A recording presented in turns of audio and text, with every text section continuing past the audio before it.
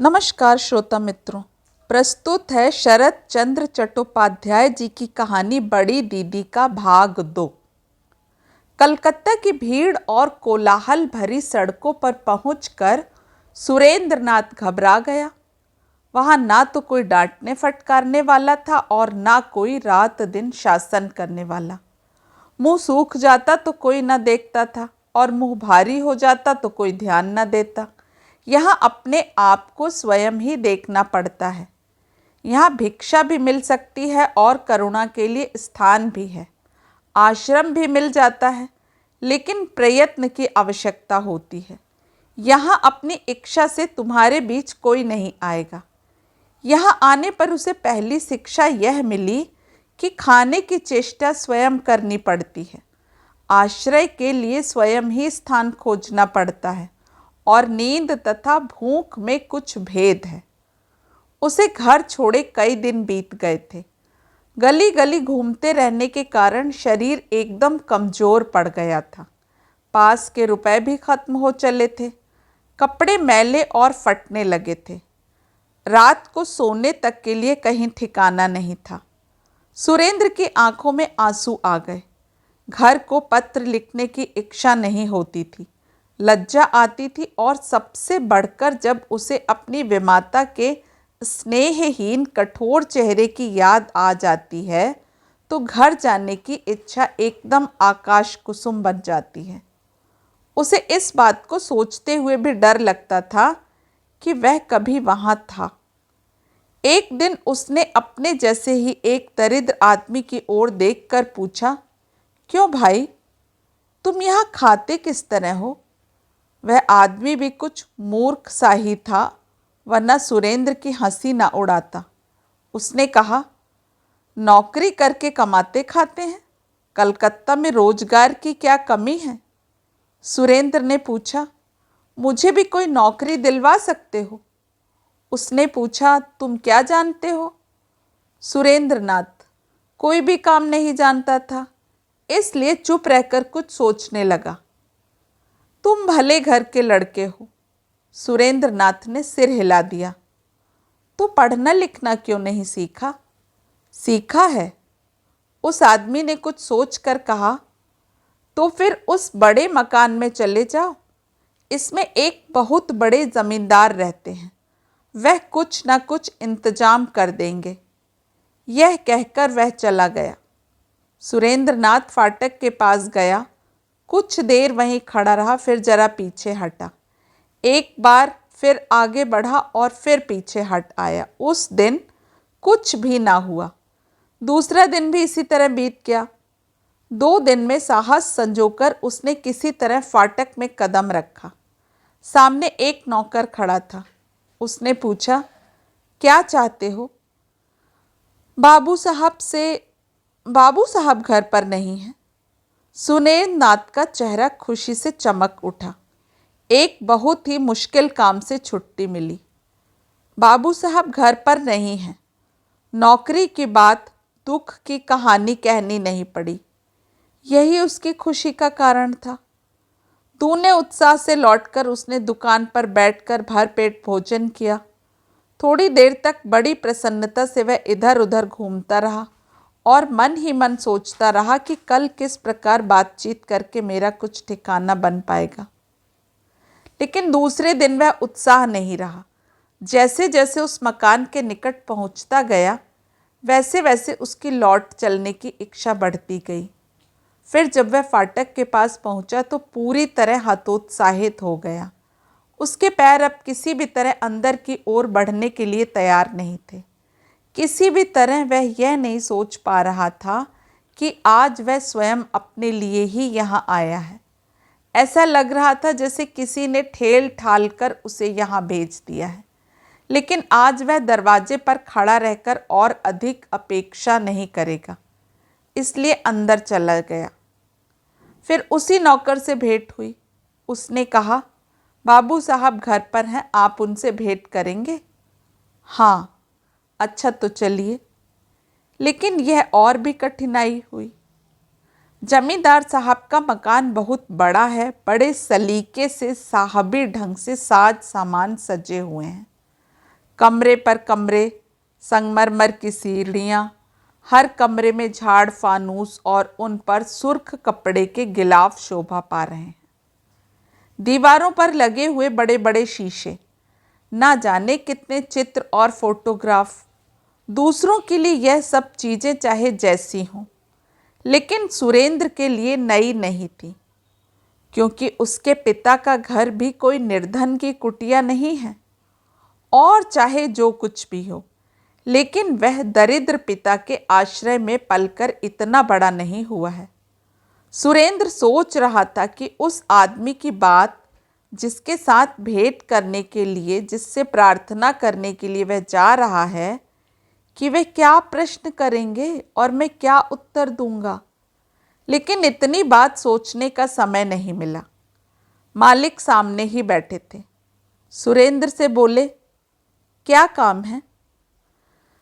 आज 3 दिन से सुरेंद्र यही बात सोच रहा था, लेकिन इस समय वह सारी बातें भूल गया। बोला, मैं ब्रजनाथ लाहिड़ी पूर्व बंगला के जमींदार हैं। उनके सिर के 2-4 बाल भी पक गए हैं, और वह बाल समय से पहले नहीं, बल्कि ठीक उम्र में ही पके हैं।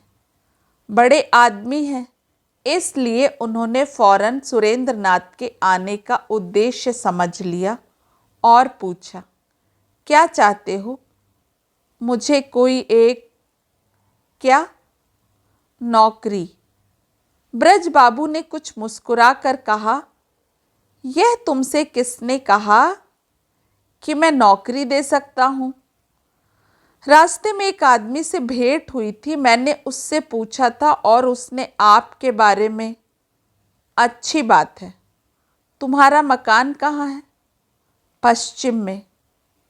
वहाँ तुम्हारे कौन है? सुरेंद्र ने सब कुछ बता दिया। तुम्हारे पिता क्या करते हैं? वर्तमान स्थिति से सुरेंद्र ने एक नया ढंग सीख लिया था। अटकते अटकते बोला, मामूली नौकरी करते हैं। लेकिन क्योंकि उससे काम नहीं चलता, इसलिए तुम भी कुछ कमाना चाहते हो। जी हाँ। यहाँ कहाँ रहते हो? कोई जगह निश्चित नहीं है, जहाँ तहाँ। ब्रज बाबू को दया आ गई। सुरेंद्र को बैठाकर उन्होंने कहा, तुम अभी बच्चे हो। इस उम्र में तुम घर छोड़ने को विवश हुए तो यह जानकर दुख होता है। हालांकि मैं तो तुम्हें कोई नौकरी नहीं दे सकता, लेकिन कुछ ऐसा उपाय कर सकता हूँ कि तुम्हारी कुछ व्यवस्था हो जाए। अच्छा। सुरेंद्र जाने लगा। उसे जाते देख ब्रज बाबू ने उसे फिर बुलाकर पूछा, तुम्हें और कुछ नहीं पूछना है? जी नहीं, बस इतने से ही तुम्हारा काम हो गया? तुमने यह तक जानने समझने की जरूरत नहीं समझी कि मैं तुम्हारे लिए क्या उपाय कर सकता हूँ? सुरेंद्र सकपकाया सा लौट कर खड़ा हो गया।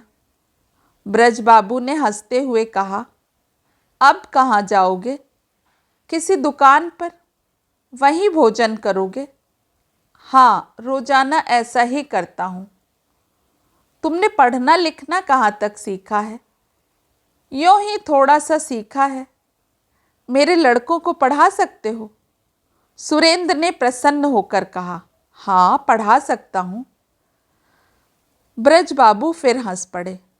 उन्होंने समझ लिया कि दुख और गरीबी के कारण इसका दिमाग ठिकाने नहीं है, क्योंकि बिना यह जाने समझे कि किसे पढ़ाना होगा और क्या पढ़ाना होगा, इस प्रकार प्रसन्न हो उठना उन्हें कोरा पागलपन ही जान पड़ा।